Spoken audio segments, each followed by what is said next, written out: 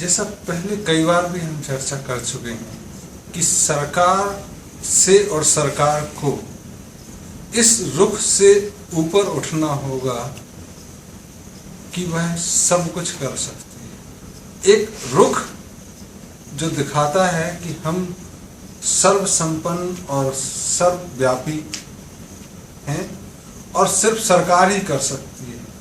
इस मोह से और इस सोच से और इस आश्रय से भी, और सरकार में बैठे हुए तथाकथित सरकारी नौकरों को और जनता से निकल के आए हुए जो नेता हैं, जो हकीकत जानते हुए भी अपने आंखों पर पर्दा डाले रहते हैं, उन सबको। डॉक्टरों से पूछो कि ठीक कौन करता है, बोले ठीक तो भगवान ही करता, हम तो सिर्फ दवाई देते। नींद हो जाती है तो मरीज ठीक हो जाता है और जागते ही रह जाता है, तो हम तो कोशिश करते हैं कि ये सोता रहे। तो अधिकांश दवाइयाँ आप देखोगे कि उसमें अल्कोहल है, उसमें डायज़ेपाम है, नींद की बहुत सारी चीज़ें हैं। तो बीमारी में तो ठीक भगवान करता, नींद में अपने आप चीज़ें ठीक होती समय के साथ। दुनिया में जहाँ जहाँ नई बीमारियाँ आ रही हैं और बुजुर्गों की संख्या बढ़ रही है, तो ये मोह के हम भाई अगर सुविधा संपन्न अस्पतालों से वंचित रहे तो शायद हम मर ही। रोज देखते हुए कि जो शहरों में हैं वो ज्यादा दवाई खा रहे हैं और गांव में हैं वो कम दवाई खा रहे हैं। डॉक्टरों के रिश्तेदार ज्यादा दवाई खा रहे हैं और जो डॉक्टरों से दूरी बनाए हैं वो वैसे ही स्वस्थ है। तो इस मोह से अगर हम उठेंगे, 125 करोड़ जनता की स्वास्थ्य की सुनिश्चितता कैसे करेंगे, तो हमारा मतलब सोचने में गलती है। पहली चीज तो सबसे दुनिया में अगर आश्चर्य है, ये सोच ही आश्चर्य का है कि हम कभी बीमार नहीं पड़ेंगे। तो लोग तो बीमार पड़ेंगे, हम भी बीमार पड़ेंगे, लेकिन कितने दिन में ठीक होंगे और कैसे बीमार होंगे उसका एक अलग सोच जाएगा। तो ये सुनिश्चित करना और ये गारंटी देना या खुद लेना कि हम कभी बीमार नहीं पड़ेंगे, ये प्रकृति के नियमों का उल्लंघन करता है या उससे ऊपर उठने की कोशिश करती है। अंग्रेजी में बीमारी को डिसीज बोलते हैं। डिसईज मतलब आप ईज में ना रहें, आराम में ना। तो कई बार होता है कि आप एक तनावपूर्ण काम करते हो और डिसीज्ड हो जाते हैं। आप थोड़ा आराम कर ले तो ठीक है, लेकिन अगर आराम नहीं मिला, खाना नहीं मिला, तो प्रकृति कहती है थोड़ा बैठो। अब तुमको थोड़ा तेज बुखार देते हैं जिससे तुम हिल डुल नहीं सकते हो, तो तुमको लेटना पड़ता है। कुछ गलत जगह चले गए, गलत खाना खा लिया, गलत पानी पी लिया, जो जीवन में कभी भी हो सकता है। मच्छर काट गए, आपके शरीर में लड़ने की ताकत बची नहीं थी मच्छर काटने से, तो आप मलेरिया से ग्रसित हो गए, वायरल से हो गए, और तमामी कंटेजियस जो भी संक्रमण रोग हैं उससे ग्रसित हो गए, वो बैठ गए। जिनकी ताकत ज्यादा भी है वो कभी दुर्घटना के शिकार भी हो सकते हैं। तो ये सुनिश्चित करना कि हम कभी बीमार नहीं होंगे, ये थोड़ी जायज़ है।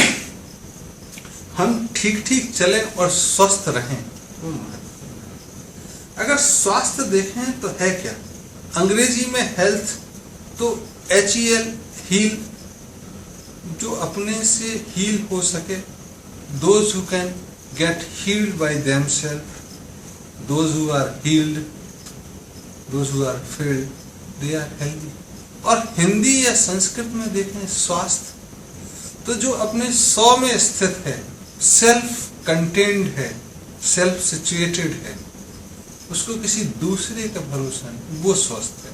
अगर किसी का पैर टूटा भी है और वो 100 में स्थित है तो वो स्वस्थ है। कोई मोटापे से परेशान नहीं है, अगर वह स्त्री या पुरुष उस मोटापे से भी प्रसन्न है, जैसा कई माताएं, होने वाली माताएं जो गर्भवती होती, उनको मोटापे से कोई दिक्कत नहीं होती, वो हैप्पी है, तो वो स्वस्थ है। तो स्वास्थ्य की परिकल्पना की 6 पैक बॉडी हो या छरहरा बदन हो वही स्वस्थ है, ये गलत है। जो 100 में स्थित है वो स्वस्थ है, जो हील्ड है वो हेल्दी है। तो पहली चीज ये परिभाषाओं पे जाना चाहिए। स्वस्थ, स्वतंत्र, जिसका तंत्र 100 का है, सेल्फ सिस्टम जो स्वतंत्र है। तो ये कुछ बेसिक चीजें हैं जहाँ पे खुश रहने की जरूरत है। अगर जीवन में सुख की बात करें तो सुख कितने चाहिए और क्या है, तो अगर बहुत लोगों से पूछो जो अपनी उम्र दराज को पार कर गए हैं, तो उनके लिए बिस्तर पे मृत्यु ना हो यार, बाथरूम बिस्तर पे ना जाए, यही सबसे सुखी मौत हो जाए, यही सबसे बड़ा सुख। मेरी खुद की माँ कहती थी कि देखो बेटा, जीवन तो जी लिया, लेकिन बस इतना है यार कि कभी बिस्तर पे बाथरूम ना जाना पड़े, हम उठ के बाथरूम जा सकें, इतना जीवन में हमको चाहिए। और मृत्यु हो तो बस घिसट घिसट के ना हो। तो उस समय तुम देखोगे कि सुख की परिकल्पना ही बदल गई, कि मृत्यु हो वो भी सुखकारी हो, घर में रोना ना हो कि एग्जाम छूट गया बच्चे का या उसको परेशानी। तो जब जाए ऐसा समय हो कि लोगों को दिक्कत ना हो, कुछ छोड़ के जाए। तो कई लोग तो ये हिसाब लगाते हैं कि वो चंद्रायण होना चाहिए और मैं तब मरूं, मन ही मन बोलते नहीं। तो मृत्यु उनके लिए सुखकारी हो, ये एक सुख है। जीवन के स्वास्थ्य की तो वो बात ही नहीं करते हैं। दूसरों के लिए यार बच्चे माने हमारे कहना, ये सुख है।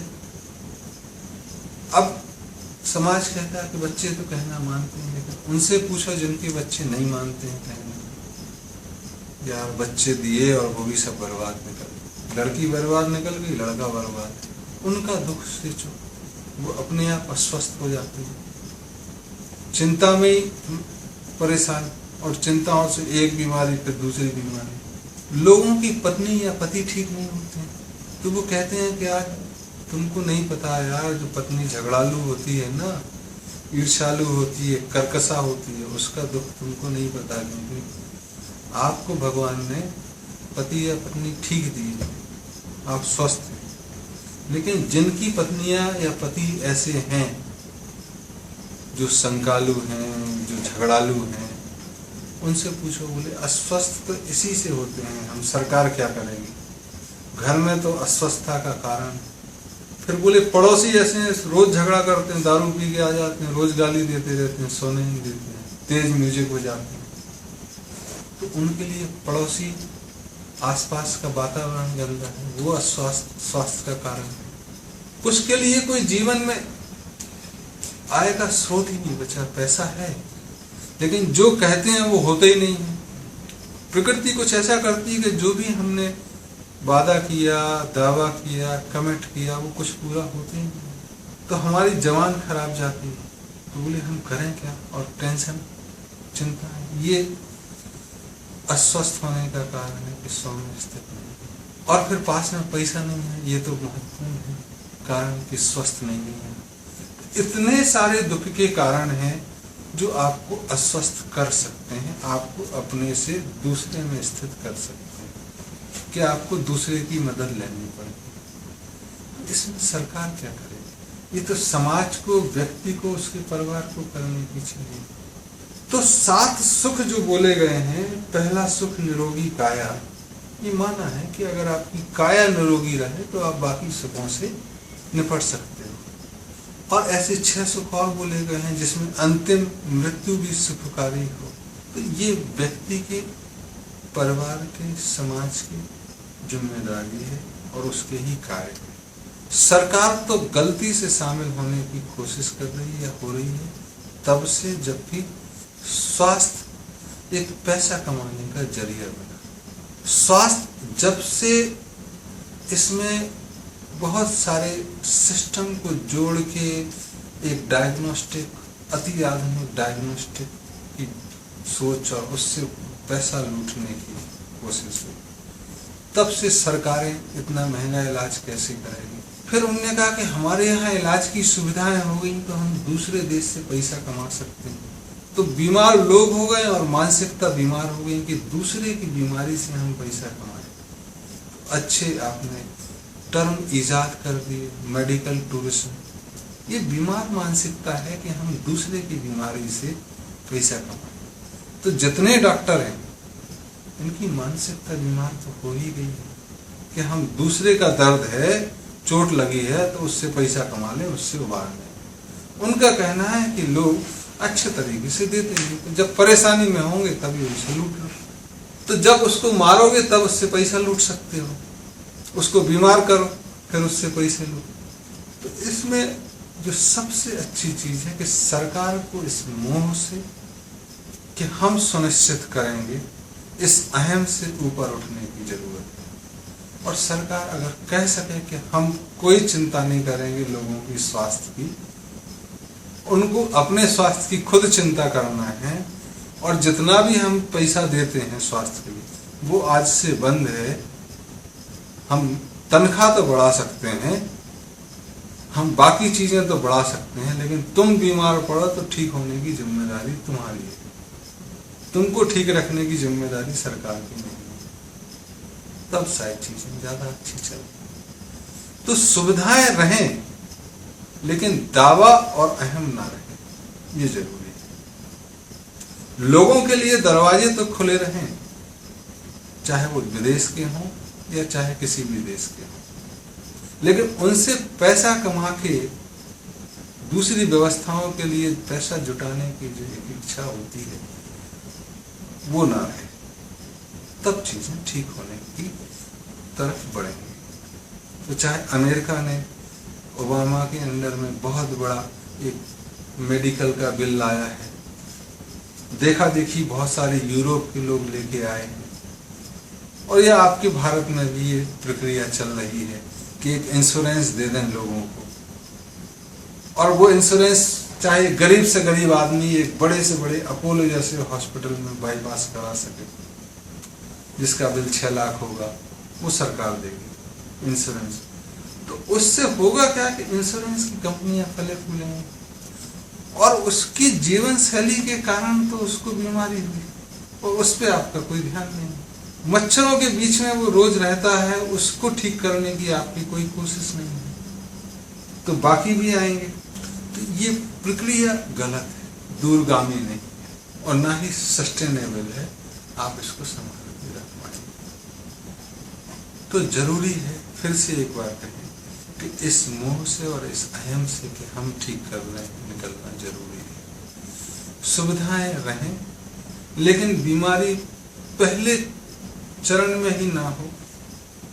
प्रिवेंटिव रोकथाम जो होती है वो जरूरी है, सोशल मेडिसिन जरूरी है, और साफ सफाई और दुख न होने के कारणों का निदान, जैसा हमने साथ बताया कि शादी हो तो मर्जी से हो, बच्चे हों तो उनकी दीक्षा शिक्षा ठीक हो, समाज में न्याय व्यवस्था हो, दिमाग में शांति रहे, रोज झगड़े ना रहे, तो चीजें शांत रहेंगी। उतना ही करना जरूरी है।